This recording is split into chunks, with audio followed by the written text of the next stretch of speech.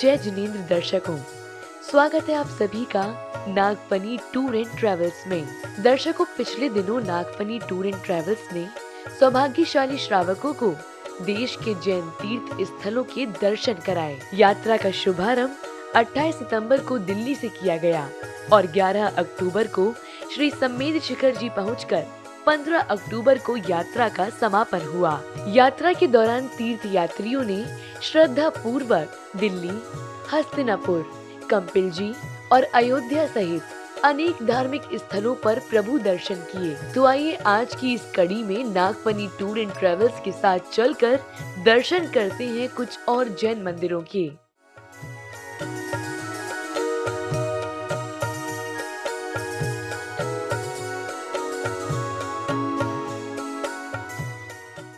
शंभुनाथ भगवान की जय, हिंदुस्तान की जय, क्षेत्र की जय, के महल की जय। द्वितीय कड़ी में नागफनी टूर एंड ट्रेवल्स की बस उत्तर प्रदेश के श्रावस्ती में स्थित श्री 1008 संभवनाथ दिगंबर जैन तीर्थ क्षेत्र पहुंची। लहराते हुए धर्म ध्वजा जैन धर्म की प्रभावना कर रहे थे। सफेद पठार से निर्मित पद्मासन मुद्रा में भगवान संभवनाथ की प्रतिमा मनोज्ञ दिख रही थी। प्रभु के समक्ष भक्त वंदना कर रहे थे।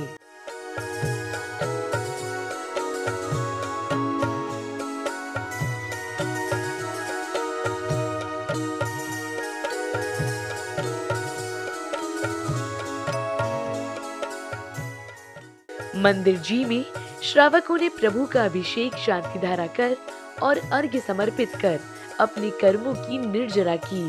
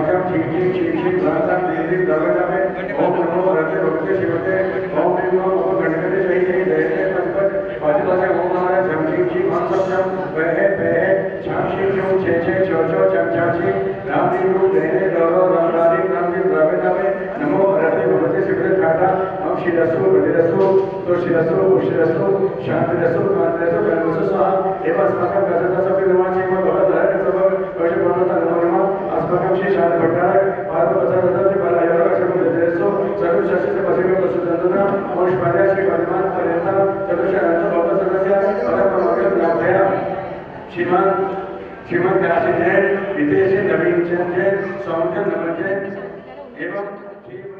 उत्तर प्रदेश के श्रावस्ती के बाद देवरिया स्थित काकंदी पहुंचना भक्तों के लिए सौभाग्य की बात थी, क्योंकि यहाँ 9वें तीर्थंकर भगवान पुष्पदंतनाथ का जन्म हुआ था और भगवान की जन्मस्थली पहुंचना समझो प्रभु की शरण में पहुंचना हो। प्रतिमा की अद्भुत छटा उपस्थित श्रावकों पर बरबस ही बरस रही थी। यहाँ भी भक्त भगवान का अभिषेक शांति धारा करने से स्वयं को नहीं रोक सके।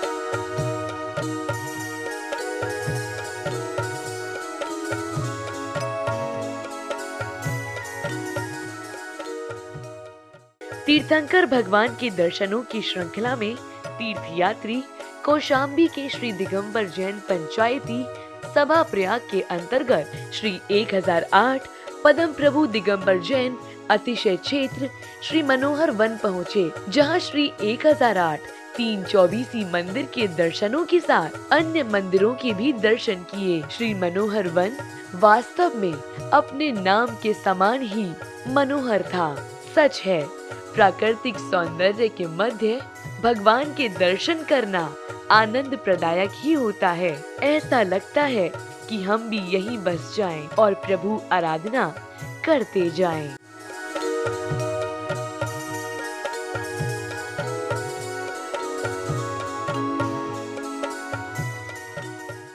श्री मनोहर वन में ही प्रभास पहाड़ी पर स्थित जिन मंदिर जाने के लिए पक्का मार्ग बनाया गया है ताकि श्रद्धालु आसानी से प्रभास गिरी पहुँच सकें। यहाँ भी भक्तों ने प्रभु आराधना कर वैराग्य भाव की कामना की।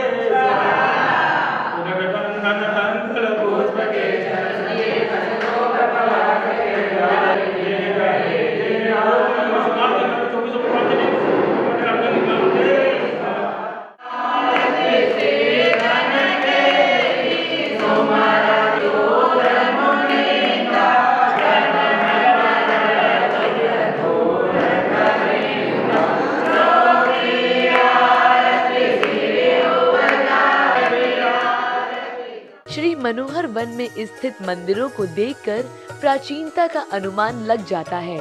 वहां स्थापित भगवान की टोकों की वंदना कर श्रावक स्वयं को धन्य समझ रहे थे।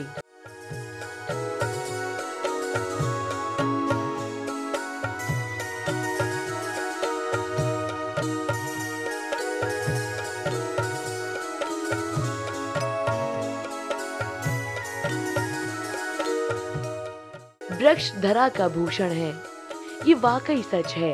प्रकृति हरी भरी बनी रहे, इस उद्देश्य से श्रावकों ने अद्भुत शक्ति प्रदाता मंत्र रमोकार मंत्र के उच्चारण के साथ पौधारोपण किया।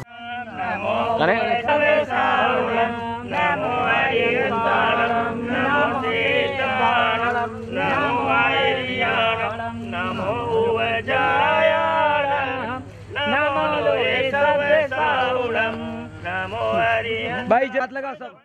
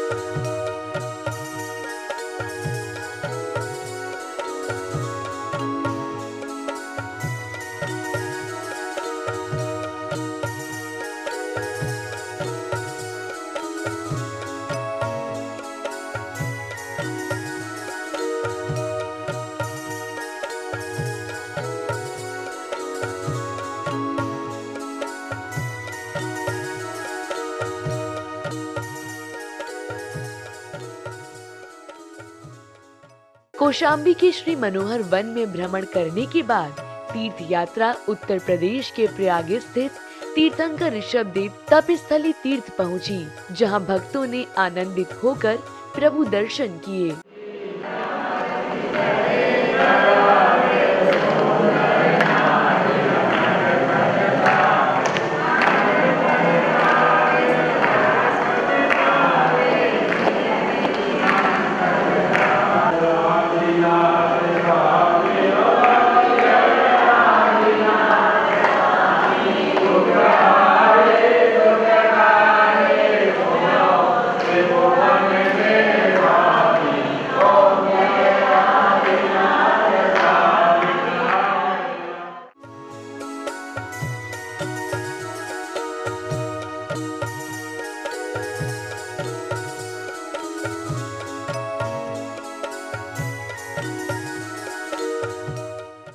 बाद भगवान पार्श्वनाथ की जन्मभूमि भेलूपुर पहुंचकर भक्तों ने प्रभु अर्चना कर पुण्य अर्जन किया। प्रभु का तेज अद्वितीय होता है और यही कारण है कि भगवान की मनोज्ञ प्रतिमाएं स्वतः ही आकर्षित लगने लगती हैं।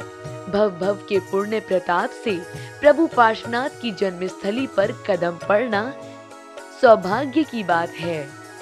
मंदिर जी में स्थापित भगवान पार्श्वनाथ व भगवान नेमिनाथ आदि समस्त प्रतिमाएं मनोज्ञ और अद्वितीय हैं। साथ ही धर्मेंद्र और पद्मावती की प्रतिमाएं भी यहाँ इस मंदिर जी में स्थापित हैं।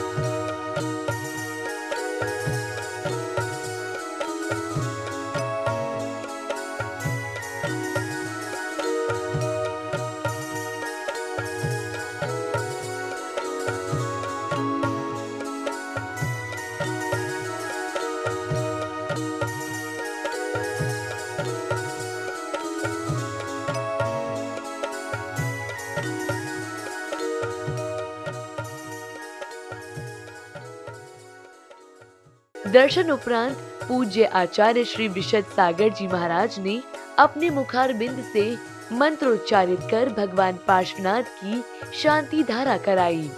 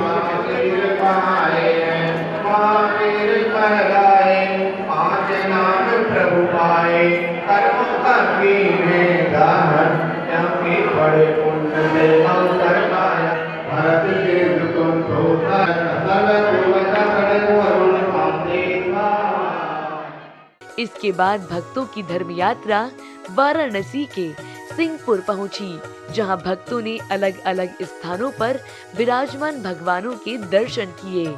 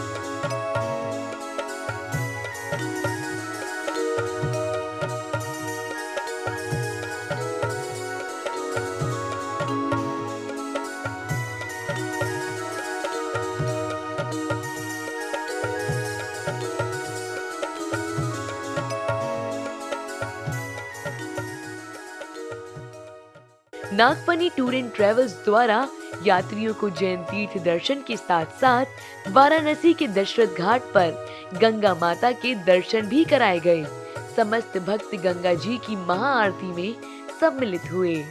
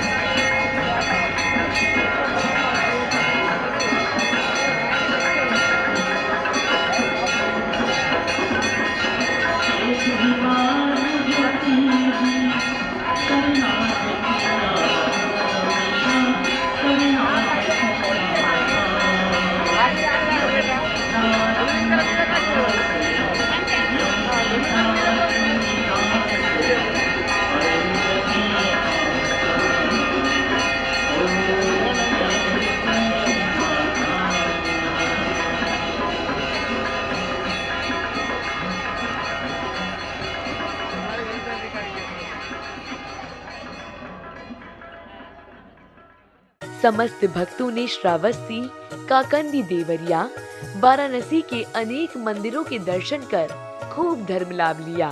साथ ही दशरथ घाट पर गंगा मां की संध्याकालीन आरती में सम्मिलित होकर भक्त उत्साहित नजर आए। दर्शकों, अगली कड़ी में हम पुनः कुछ और मंदिरों के दर्शन करेंगे। फिलहाल समय होता है आप सभी से विदा लेने का। जय जिनेंद्र।